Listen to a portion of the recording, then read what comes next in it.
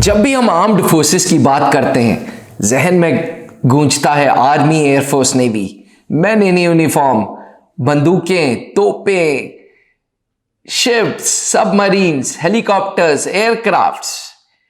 इस संस्था में एडवोकेट की कोई जगह कुछ समझ नहीं आ रहा है ना। मैं बात कर रहा हूं एडवोकेट्स इन इंडियन आर्मी की। नमस्कार डिफेंस एस्पिरेंट्स, स्वागत है त्रिशूल डिफेंस एकेडमी के यूट्यूब चैनल पे। एक सवाल जहन में गूंज रहा है कि भाई आर्मी जैसी संस्था में एडवोकेट्स का क्या काम? आर्मी जैसी संस्था में क्या एडवोकेट्स की कोई जगह है? तो एस्पिरेंट्स वीडियो को अंत तक जरूर देखिएगा, क्योंकि मैं आपको बताऊंगा जब रिलायंस, इन्फोसिस, बड़े बड़े कॉरपोरेट हाउसेस के पास लॉयर्स हो सकते हैं तो आर्मी के पास क्यों नहीं? जी, Indian army, Indian armed forces के पास अपने लॉयर्स होते हैं। इसीलिए इंडियन आर्मी जैसी ऑर्गेनाइजेशन में लॉयर्स के लिए एक वैकेंसी आती है। चलिए बात करते हैं डिटेल में। आर्म्ड फोर्सेस के officers and jawans, army, air force, navy को अपने ही लॉ के अंतर्गत गवर्न किया जा रहा है। कहीं ना कहीं यूं कह लें उनके पास एक इम्यूनिटी है। ऐसा नहीं हो सकता कि कोई भी अफसर को बाहर से पुलिस आएगी, आर्मी स्टेशन के अंदर जाएगी और पकड़ लेगी। ऐसा बिल्कुल नहीं हो सकता। क्यों? क्योंकि armed forces is governed by its own law. जी, द आर्मी लॉ। अब अक्सर आर्म्ड फोर्सेस को अपने आप को रिप्रेजेंट करने के लिए कुछ लोग ऐसे चाहिए जिनको भाई कानून की नॉलेज हो, जिनको सिस्टम की नॉलेज हो, और ये लोग एडवोकेट्स हैं। जी, काले कोट वाले एडवोकेट्स। कहा यह जाता है कि भैया एडवोकेट्स के पास लॉ की नॉलेज है। They are those people who have in depth knowledge of the law. और इसीलिए Indian armed forces, Indian army को भी ऐसे लीगल पर्सनल्स की जरूरत है जो उनको रिप्रेजेंट करें, जो उनके केसेस देखें, जो विद इन द आर्मी अगर कोई प्रॉब्लम्स हैं तो सोल्जर्स को, ऑफिसर्स को रिप्रेजेंट कर सके। और ऐसे लोग कहलाते हैं जज एडवोकेट जनरल, जैग। जी, इंडियन आर्मी की वो एंट्री जो 21 से 27 साल के मेल्स एंड फीमेल्स के लिए है, जिन्होंने अपनी लॉ की डिग्री कंप्लीट कर ली है विद मिनिमम 50% मार्क्स, एवं पोस्ट ग्रेजुएट उनके पास क्लैट का स्कोर है। जी, जैग 30, ये फॉर्म नंबर 30 ऑनवर्ड्स क्लैट का स्कोर कंपलसरी कर दिया गया है। और उनके पास लाइसेंस है for registry into bar council of state या बार काउंसिल ऑफ इंडिया। अगर ऐसे लॉ ग्रेजुएट्स को इंडियन आर्मी में जाना है तो उनको जैग का फॉर्म भरना होगा, जज एडवोकेट जनरल का फॉर्म भरना होगा। जैग ये एंट्री लॉयर्स की नॉलेज टेस्ट नहीं कर रही है, इसलिए किसी प्रकार का कोई रिटन टेस्ट नहीं है। जैसे ही आप जैग का फॉर्म भरते हैं आपको सीधे एसएसबी इंटरव्यूज के लिए बुलाया जाता है। देखिए, एसएसबी इंटरव्यू वही 5 दिन का इंटरव्यू प्रोसेस है जो आपके अंदर ऑफिसर लाइक क्वालिटीज ढूंढ रहा है, जो आपके अंदर ये ढूंढ रहा है कि आपके अंदर एक अच्छे अधिकारी बनने के गुण हैं या नहीं है।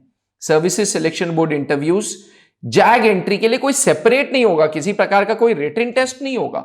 ओवरऑल ये देखा जाएगा कि आपके अंदर कुछ अच्छे ऑफिसर लाइक क्वालिटीज हैं या नहीं है। अगर हैं तो सर्विसेज सिलेक्शन बोर्ड आपको रेकमेंड करेगा। उसके बाद आपका मेडिकल होगा, फिर ऑल इंडिया मेरिट होगी, और मेरिट में अगर आप सेलेक्ट हो गए तो आपका 49 वीक्स की ट्रेनिंग चलेगी ऑफिसर्स ट्रेनिंग अकेडमी में।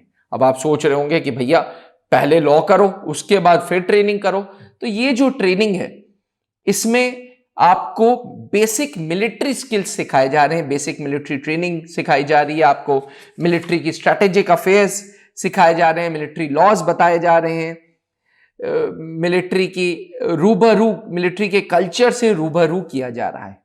एस्पिरेंट्स 49 वीक्स की इस ट्रेनिंग के बाद आपको यूनिवर्सिटी ऑफ मद्रास से पोस्ट ग्रेजुएट डिग्री मिलती है, पोस्ट ग्रेजुएट डिप्लोमा मिलता है defence management and strategic sciences में।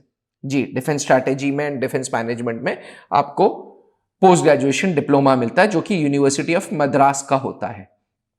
उसके बाद आप लेफ्टिनेंट बन जाते हैं। अब आप सोच रहे होंगे कि जैसे ही हमने ट्रेनिंग कंप्लीट की हम लेफ्टिनेंट हो गए और अब हम वापस अपनी लीगल चीजों में उतर आएंगे। ऐसा नहीं है। पहली पोस्टिंग कभी आपको इन्फेंट्री के साथ अटैच कर दिया जाता है, कभी आर्टिलरी के साथ, ताकि आप सोल्जर्स एंड ऑफिसर्स के साथ रह के ग्राउंड लेवल पे चीजें समझें। ग्राउंड लेवल पे चीजें समझनी बहुत जरूरी है। कभी आप कोई भी वकील साहब अगर कोई केस लेते हैं तो वो क्लाइंट के साथ बहुत समय व्यतीत करते हैं। वो जानना चाहते हैं कि भाई कैंडिडेट का, क्लाइंट का क्या पर्सनैलिटी है, क्या उसका डेली का रूटीन है।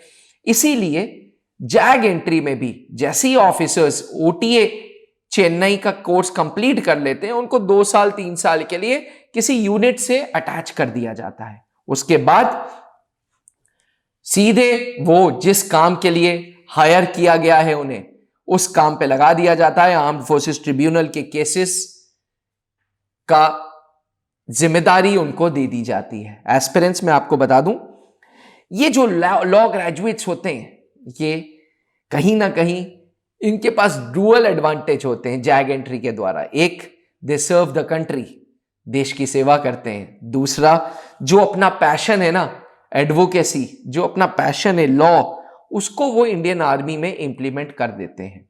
इंडियन आर्मी के पास अपना एक ट्रिब्यूनल है, आर्म्ड फोर्सेस ट्रिब्यूनल, जहां पे जो सैनिक, जो अफसर जिनको कुछ लीगल इश्यूज हैं, वो उधर जाके अपनी प्रॉब्लम्स लेके जाते हैं और Indian army, Indian armed forces, army नहीं, इंडियन आर्म्ड फोर्सेस एक जैग अफसर उनको दे देता है। हर जैग एंट्री में मेल्स एंड फीमेल्स दोनों को लेते हैं। आमतौर पे 6 मेल्स 3 फीमेल्स 9 वैकेंसीज आती हैं। हमेशा देखा यह गया है कि भाई वैकेंसी से कहीं ज्यादा मेरिट कैंडिडेट्स मेरिट इन होते हैं। अब सेलेक्ट 9 ही होंगे लेकिन मेरिट इन ज्यादा हो जाते हैं। इसलिए सर्विसेज सिलेक्शन बोर्ड की तैयारी प्रॉपर करिएगा, उसमें कॉम्प्रोमाइज नहीं करिएगा। ये नहीं कि अपने जैग का फॉर्म भर दिया तो आप लीगल एडवोकेसी में इतना ज्यादा एनग्रॉस्ड हो गए कि आप सर्विसेज सिलेक्शन बोर्ड इंटरव्यूज को साइडलाइन कर गए। प्लीज बात समझिएगा कि services selection board, interview board ये चेक कर रहा है कि आप एक अच्छे अधिकारी हैं, बनने लायक हैं या नहीं है। वो आपकी एडवोकेसी की नॉलेज चेक नहीं कर रहा है। वो तो ऑलरेडी, अगर आपने लॉ ग्रेजुएट हैं और क्लैट का स्कोर आपका ठीक ठाक है तो फॉर्म्स शॉर्टलिस्ट आपके हो जाएंगे। यहां पे मैं कार्तिकेयन सिंह की बात करूंगा। जी हां, कार्तिकेयन सिंह त्रिशूल डिफेंस एकेडमी का जैग 32 का स्टूडेंट था, जिसकी ऑल इंडिया रैंक 3 आई है। जी, पीछे बैनर में आप देख रहे होंगे all India rank 3। Karthikeyan Singh was a product of त्रिशूल डिफेंस एकेडमी, जिसने पिछले 3 बार से जैग में लगातार कोशिश की। However he could not gate recommended. Aspirants, मैं अक्सर बोलता हूं कि जब एग्जामिनेशन कोई भी दे रहे हो तो पूरी प्रिपरेशंस के साथ दो। अगर आप एक लॉ ग्रेजुएट हो और आप सपने देख रहे हो इंडियन आर्मी जैसी एस्टीम्ड ऑर्गेनाइजेशन में सर्व करने का, तो proper services selection board interview की तैयारी के साथ जाओ, प्रॉपर ट्रेनिंग के साथ जाओ। क्योंकि आज के जमाने में ना, एक तो मिसगाइड करने के लिए बहुत सारे चैनल्स आ गए, लोग आ गए, ऊपर से competition level is very very high, और तीसरी बात, नंबर ऑफ सीट्स बहुत कम है। ऐसे केस में एस्पिरेंट्स, गुजारिश करूंगा कि ज्यादा से ज्यादा मेहनत करो, अपने ऊपर फोकस करो। याद रखना, जैग एंट्री आपकी एडवोकेसी की नॉलेज नहीं चेक कर रहा। जैग एंट्री ये चेक कर रहा है कि आप जो एडवोकेट हो, क्या एक अच्छे ऑफिसर भी हो। इसीलिए सर्विसेज सिलेक्शन बोर्ड का 5 दिन का इंटरव्यू प्रोसेस से आपको गुजरना पड़ता है। त्रिशूल डिफेंस एकेडमी पिछले 20 सालों से, सन 2003 से लगातार सर्विसेज सिलेक्शन बोर्ड इंटरव्यूज की तैयारी कराता आ रहा है। Founded by late wing commander Anup Mehrotra, जिनका विजन था इस ज्यादा से ज्यादा फौज में अफसर देने का, जो खुद इंडियन एयरफोर्स में फाइटर पायलट थे, एक्स जीटीओ अधिकारी थे, जिन्होंने एक्स एनडीए 60th कोर्स से अपनी एनडीए के पूरा का पूरा कोर्स कंप्लीट किया था। उनका विजन था कि ज्यादा से ज्यादा फौज में अधिकारी दें, और इसीलिए पिछले 20 सालों से उनके विजन को हम पूरा करते आ रहे हैं, और आज त्रिशूल ने 650 से ज्यादा अधिकारी फौज को दे दिए हैं।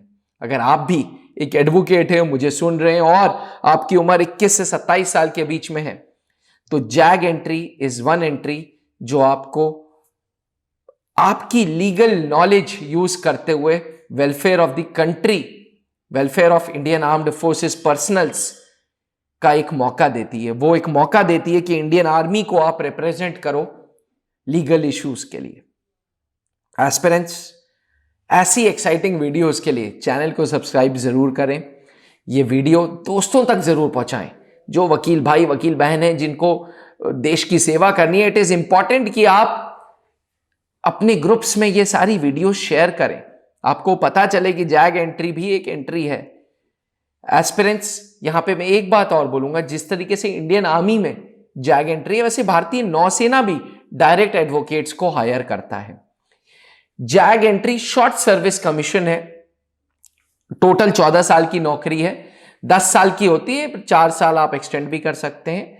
जैग में परमानेंट कमीशन होने के चांसेस थोड़े से कम रहते हैं, इसलिए जब आप जैग एंट्री का फॉर्म भरें तो मद्देनजर में ये रखें, जहन में ये बात याद रखें कि भाई देखो, from the date of commissioning आपकी जो सर्विस होगी वो 10 साल या मैक्सिमम 14 साल होगी।